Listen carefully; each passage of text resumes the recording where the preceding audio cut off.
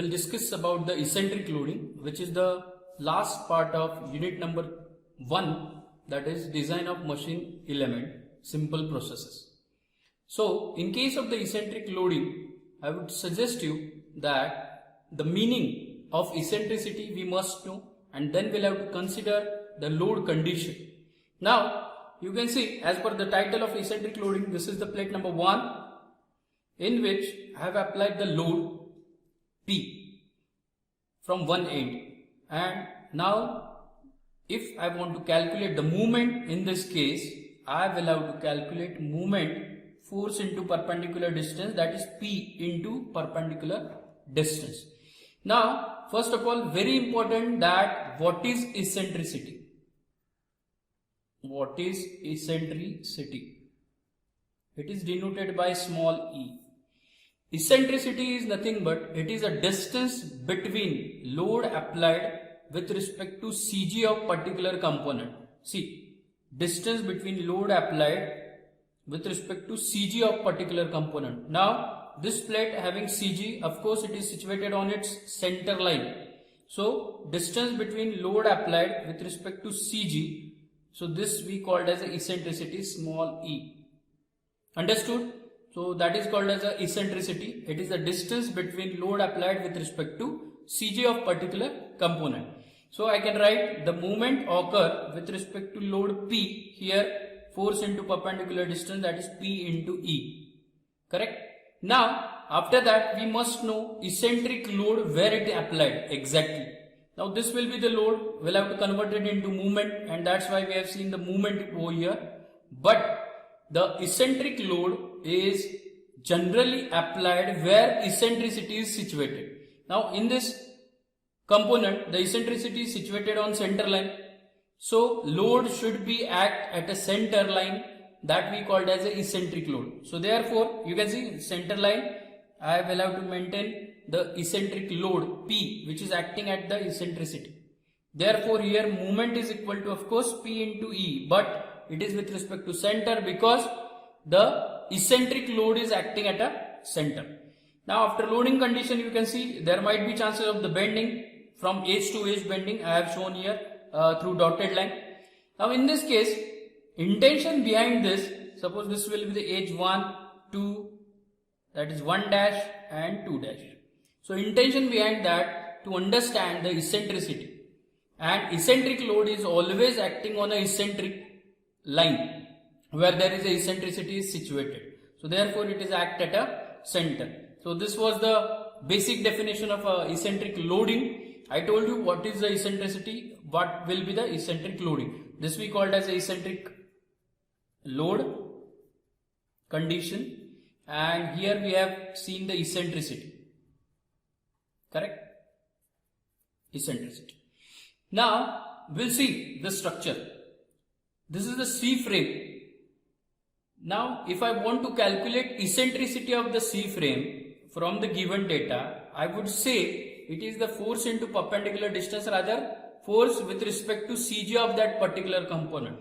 Now I will have to take a CG of which, now they have mentioned the cross section. This is the rectangular cross section which has having length phi t, width t, correct? Or I can say width is phi t, height is t. So this will be the condition. So this will be the rectangular cross section. If I consider with respect to this rectangular cross section, I would say the eccentricity in this case, as per the given data, you can see load applied 10 kilonewton towards the two end of the C frame, and the eccentricity is nothing but load with respect to CG, distance between load with respect to CG. Now CG is, for this rectangular cross section, we can say it is phi t by 2, we can say 2.5 times t. From the center, the distance is given 7.5 t as per the given data. So this would be your eccentricity. Is that clear? So this kind of the structure is given. Now they will ask you in the exam, find out the cross section dimensions. Now see, this is the rectangular cross section I have drawn over here. You can see phi t is the width and the height is, or thickness is t. So same, if I applied the more load with respect to eccentric load, as we have seen in this second figure, So it can be bent throughout the edges. So that because of the eccentric load. Clear? Now, how to calculate these dimensions? That is very important. Now, basic structure I would say, you can see for this cross section, the basic condition is load is applying, and of course 10 kilonewton upward and 10 kilonewton downward. So tensile load is there. So I will have to calculate the eccentricity is tensile stress. Because of the tensile load, we'll have to consider the tensile stress. That is, tensile stress is equal to. So because of the 10 kilonewton rectangular cross section having direct stresses, which will occurs due to this 10 kilonewton direct stresses on this rectangular cross section. So I will say it is indication of direct sigma d, or I can say direct stress. Correct? And due to direct stress, there might be chances of the bending. This C frame can be changed its shape. Therefore, I will have to consider plus bending. So I can say the total tensile stress occur in the system is equal to direct stress which can be developed by the load plus bending stress. Now how to calculate? See, direct stress I can say, of course stress is nothing but load by area. Direct stress we can calculate with respect to area. Area width into height, that is phi t into t, that will be the area, plus the bending is occur, bending we know mby by I. Correct? Now in case of this mb, bending moment case, how I can calculate the bending moment? Bending moment is nothing but force into perpendicular distance. Correct? So here force is P, load, into perpendicular distance eccentricity E. So I can say bending stress is equal to mby by I. Therefore, it will be P into E into Y divided by I. This will be the moment of inertia for rectangular cross section BD cube by 12. Width into diameter cube by 12. In case of x axis, y axis, vice versa. We'll have to consider. So I can write direct equation sigma t is equal to direct stress plus bending stress, or I can write which is equal to P by A plus mby by I. So this will be the consideration through which we are going to find out the dimension of the cross section. I hope you understood this. So now we'll try to solve the numerical on this eccentric loading. Only 2-step numericals are there, very simple. So I'll read the numericals, same structure they have given and I have pasted over here. You can see C frame, it is having load condition 10 kilonewton with its eccentricity, it is nothing but distance between CG to load applied, that is 7.5 times T, and cross section is, it has given phi T is the width, height is T. Correct? So these are the condition. They have mentioned a C frame subjected to a load of 10 kilonewton. So I'll write P is equal to 10 kilonewton. Correct? As shown in figure, it is made up of grey cast iron, of course, with allowable stress of 120 Newton per mm square. So they have mentioned allowable. Allowable means permissible, given. So of course we'll have to consider it can be the stress total as per the structure. Tensile is given, that is 120 Newton per mm square. Correct? So this kind of the loading will be with respect to stress.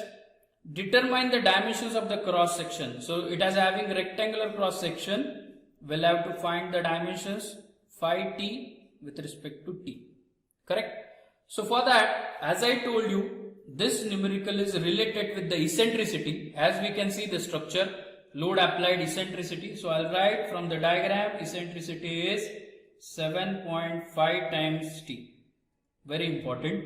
Then load is given and the cross section phi t and t is given. So step number 1, we'll have to find the dimensions. As we know, for the eccentric loading, I can write for the eccentric loading, sigma t is equal to, that is total tension applied is equal to direct stress plus bending stress.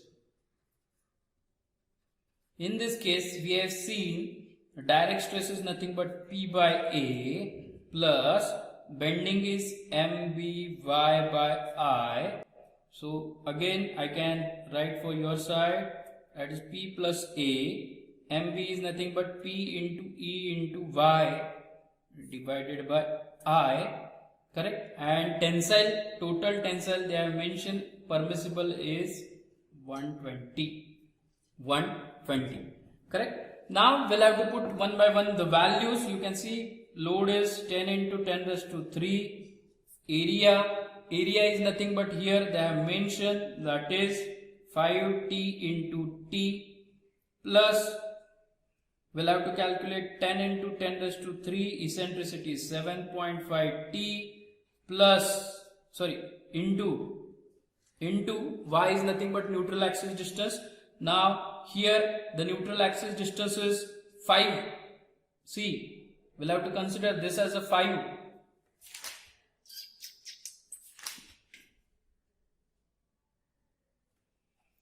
We'll have to consider this will be the, according to x-axis, we'll have to consider this will be the 5t. This will be the 5t. Therefore, y is 5t by 2. Half of it we'll have to get divided by, for the rectangular cross section, we'll have to consider in case of the y-axis, that is 5t cube into t divided by 12, correct? Through which I'll get the equation I can write directly, that is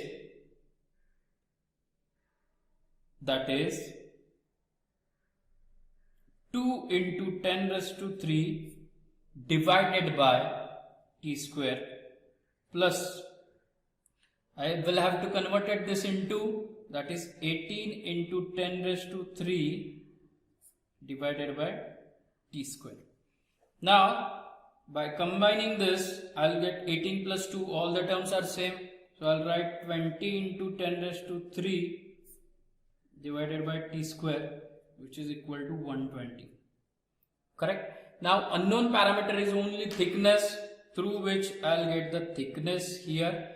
So after calculating this, you will get the thickness 13 mm, and therefore 5t is equal to 13 into 5 will get 65 mm. Is that clear? So likewise we need to solve the numericals on eccentric loading. Very simple. We'll have to use a simple straight formula, that is tensile stress is equal to direct plus bending. So direct will have to calculate P by A, bending will have to calculate MBY by I, and whatever be the cross section they have given, as per that cross section we'll have to select moment of inertia with respect to neutral axis distance, and through which we'll get the thickness value for this case is 13 mm will be suitable for taking 10 kilonewton load.